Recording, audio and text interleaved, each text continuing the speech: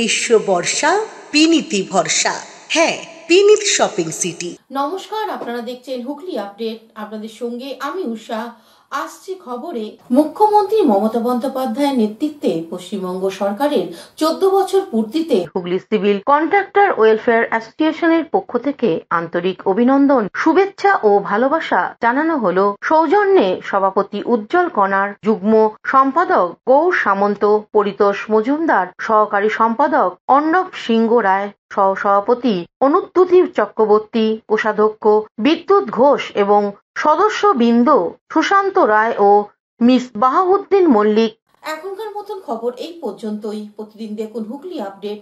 নমস্কার।